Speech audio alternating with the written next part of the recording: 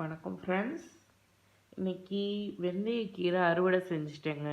Jan 23, 2025 வெந்தயக்கீரை அறுவடை செஞ்சுட்டேன். இது அதோட வேறு.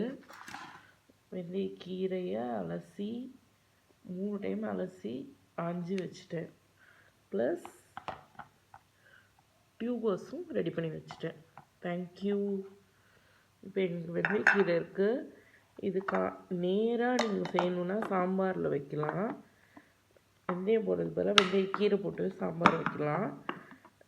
மாமிங்கெலாம் செய்வாங்க, திக்காக பருப்பு போட்டு வெந்தயக்கீரை போட்டு சாம்பார் வைப்பாங்க.